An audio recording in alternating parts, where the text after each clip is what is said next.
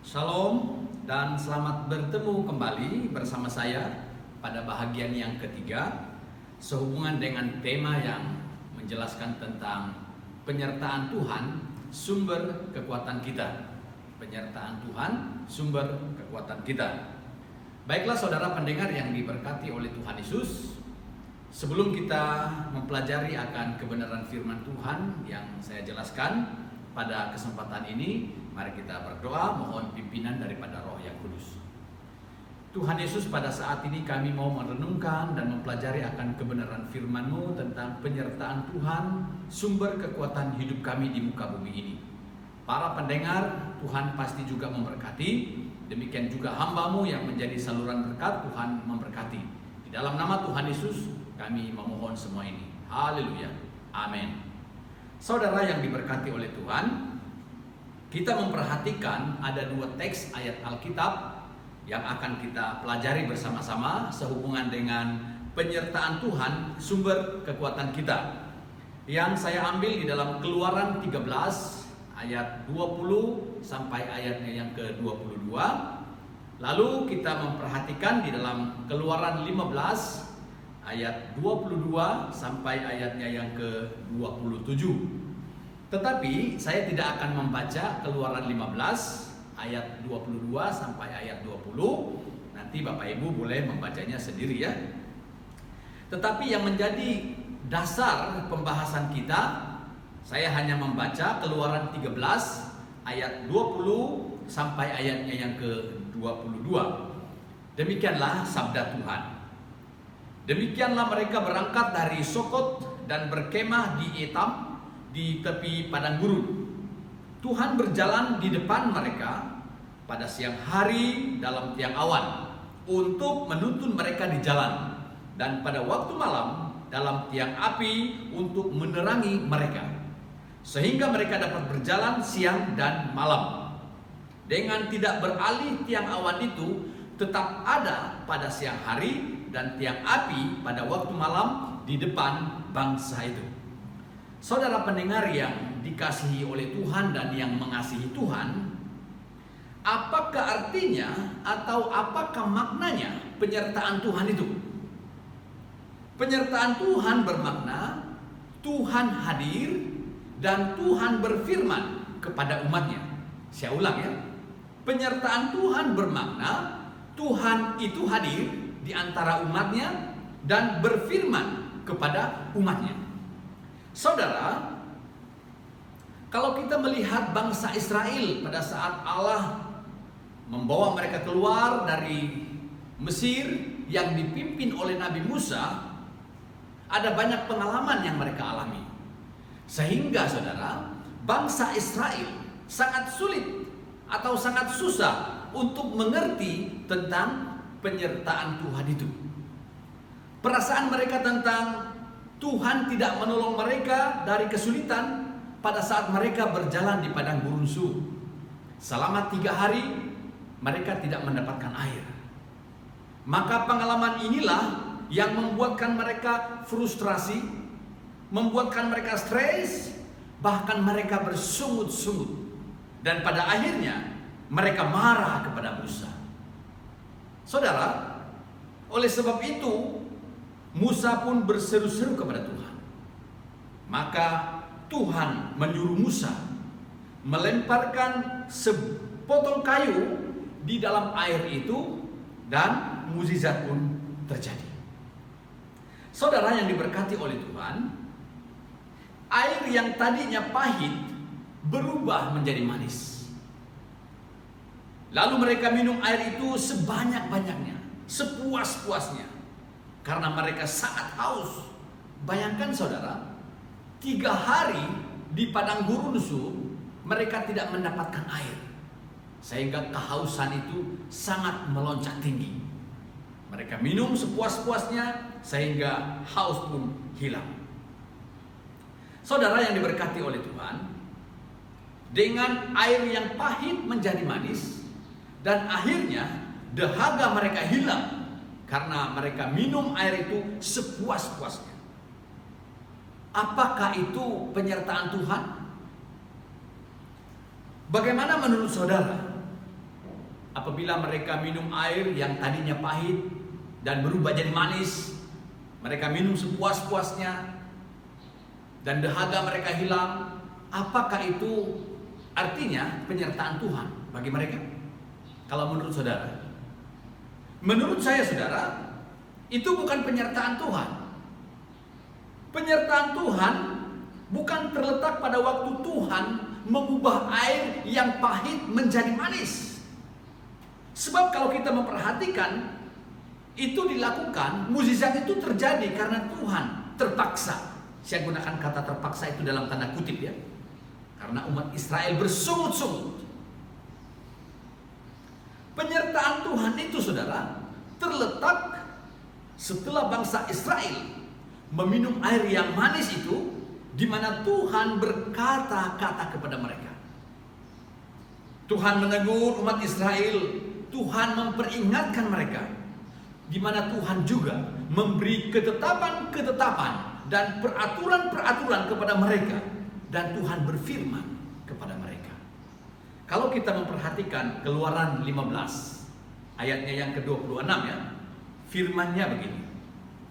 Jika kamu sungguh-sungguh mendengar suara Tuhan Allahmu dan melakukan apa yang benar di matanya dan memasang telingamu kepada perintah-perintahnya dan tetap mengikuti segala ketetapannya, maka aku tidak akan menimpakan kepadamu penyakit manapun yang telah kutimpakan kepada orang Mesir, sebab aku Tuhanlah yang menyembuhkan engkau.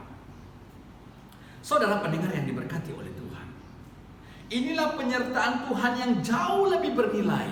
Inilah penyertaan Tuhan yang jauh lebih berharga. Kalau kita bandingkan dengan air yang pahit menjadi manis itu. Firman Tuhan itu berharga, saudara. Firman Tuhan lebih bermakna dan sempurna daripada sekadar materi atau harta atau hal-hal lahiriah yang bersifat sementara di dalam dunia ini. Firman Tuhan punya kedudukan yang lebih tinggi dibanding dengan harta dunia ini, saudara. Bagaimana Raja Daud menanggapi hal itu, saudara? Raja Daud juga menyatakan hal itu. Kita perhatikan dalam Mazmur 19 ayat 8 sampai ayatnya yang ke-12. Ini pernyataan Raja Daud. Taurat Tuhan itu sempurna, menyegarkan jiwa. Peraturan Tuhan itu teguh, memberikan hikmat kepada orang-orang yang tak berpengalaman. Titah Tuhan itu tepat, menyukakan hati. Perintah Tuhan itu murni, membuat mata bercahaya. Takut akan Tuhan itu suci, tetap ada untuk selamanya. Hukum-hukum Tuhan itu benar, adil semuanya. Lebih indah daripada emas, bahkan daripada banyak emas tua, dan lebih manis daripada madu, bahkan daripada madu tetesan dari sarang lebah. Lagi pula hambamu diperingatkan oleh semuanya itu, dan orang yang berpegang padanya mendapat upah yang besar. Siapakah yang dapat mengetahui kesesatan? Bebaskanlah aku dari apa yang tidak kusadari. Ini Daud menanggapi, sangat menghargai firman Tuhan itu, lebih dari apa yang Raja Daud miliki, saudara. Penyertaan Tuhan itu ditunjukkan dengan kehadirannya dalam hidup kita. Penyertaan Tuhan itu ditunjukkan dengan kebersamaan Tuhan itu dalam hidup kita. Dan firman-Nya yang masih terus-menerus berkata-kata kepada kita, itulah penyertaan Tuhan bagi kita. Amin, saudara. Saudara yang diberkati oleh Tuhan, ada sepasang suami istri yang kaya. Mereka mempunyai seorang anak laki-laki, dan anak itu berumur 12 tahun. Suatu hari, anak itu jatuh sakit. Lalu kedua orang tua ini membawa anak itu berjumpa dengan dokter. Lalu dokter memeriksa dan dokter memberitahu bahwa anak ini hanya demam biasa saja. Lalu dokter memberi obat dan dokter menyarankan supaya anak ini perlu banyak rehat.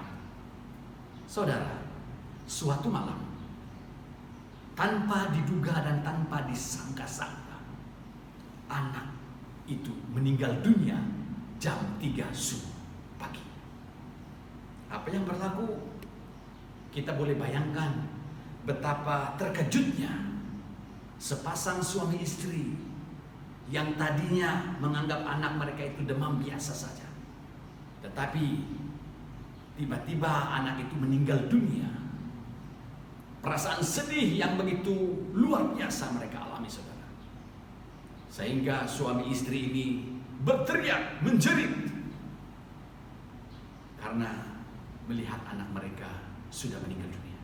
Sehingga tetangga-tetangga mereka pun terkejut mendengar suara kedua orang tua ini. Apa yang berlaku setelah pemakaman? Suami istri ini hidup di dalam penyesalan dan kesedihan yang begitu berat, di mana siang dan malam mereka cuma meratapi nasib mereka. Kadangkala mereka lupa makan, bahkan lupa mandi. Dan mereka tidak bersemangat lagi untuk mencari nafkah hidup mereka. Karena apa, saudara? Karena kesedihan yang menguasai pikiran bahkan hati mereka. Mereka tidak lagi seceria seperti sedia kala. Mengapa? Karena duka cita atau rasa sedih mereka itu yang membuatkan mereka mengalami depresi yang sangat berat. Saudara yang diberkati oleh Tuhan, saya ingin mengajukan satu pertanyaan kepada Anda. Ketika manusia mengalami badai hidup, ketika manusia mengalami pergumulan hidup yang berat, saudara, dan yang sangat dahsyat seperti itu, apakah yang membuat manusia tetap teguh seperti batu karang?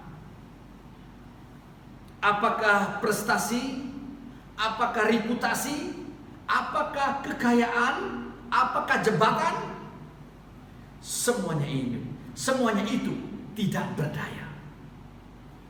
Semuanya itu tidak punya makna membuatkan kita tetap teguh seperti batu karang.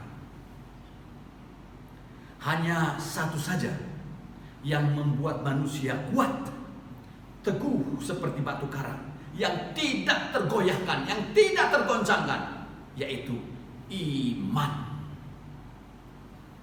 Imanlah yang berkata kepada kita, jangan takut anakku, aku menyertai engkau.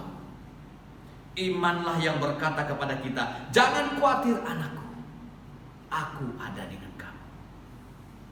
Imanlah yang berkata kepada kita, bangkitlah anakku, masih ada tugas yang harus kamu kerjakan. Dan imanlah yang membuatkan kita berani menghadapi cabaran dan masalah hidup seberat apapun. Amin. Amin, saudara. Iman. Tetapi dari manakah timbulnya iman itu, saudara? Apakah iman itu timbul tiba-tiba, muncul tiba-tiba? Alkitab berkata, iman itu timbul dari pendengaran akan firman Tuhan. Kita perhatikan dalam Roma pasal 10 ayat 17.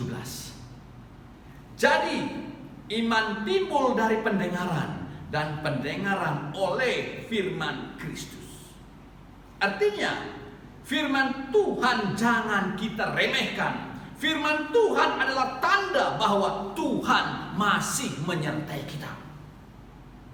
Bersyukurlah kepada Tuhan, walaupun hidup kita berat, tetapi selama Tuhan masih berfirman kepada kita, itu tandanya Tuhan masih menyertai kita. Saudara pendengar, buat apa kita memiliki kekayaan yang melimpah-limpah atau yang luar biasa jika Tuhan tutup mulut kepada kita? Buat apa kita mencapai prestasi atau pencapaian yang gilang gemilang jika Tuhan memalingkan wajahnya dari kita? Itulah kehancuran dan kesedihan yang luar biasa dalam kehidupan kita, saudara. Tetapi jika Tuhan masih mau menegur kita, walaupun teguran itu menyakitkan, bersyukurlah. Itulah tandanya Tuhan menyertai kita.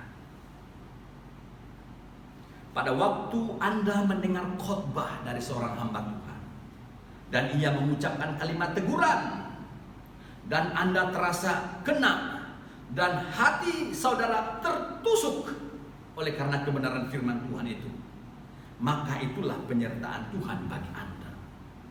Pada saat kita saat teduh dan merenungkan firman Tuhan, dan kita merasa Tuhan menegur dan mengkritik hidup kita, itulah penyertaan Tuhan dalam hidup kita.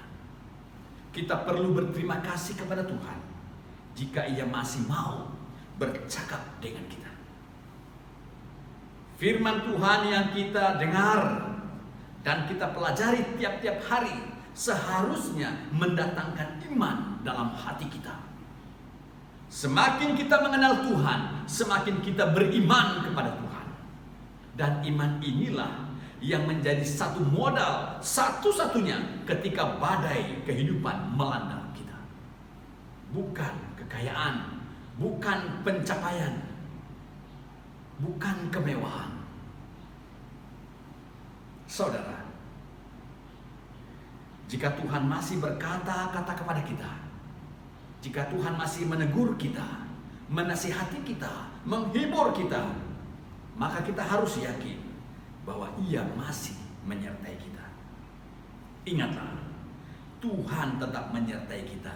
Dan yakinlah, Tuhan tidak pernah meninggalkan kita. Tuhan yang memampukan kita menghadapi segala pergumulan hidup seberat apapun, saudara.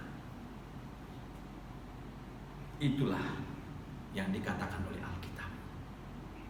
Saudara yang diberkati oleh Tuhan, inilah kebenaran firman Tuhan yang ingin saya kongsikan tentang penyertaan Tuhan, sumber kekuatan kita. Dan saya harap kita akan bertemu di pertemuan yang akan datang. Di bahagian yang keempat, saya akan menjelaskan yang terakhir tentang penyertaan Tuhan, sumber kekuatan kita. Mari kita bersyukur. Terima kasih Tuhan, kebenaran firman-Mu mengingatkan kami tentang penyertaan-Mu di dalam hidup kami, supaya kami hidup bersemangat menghadapi segala badai persoalan hidup yang melemahkan iman kami. Firman-Mu lah yang meneguh, yang menguatkan kami.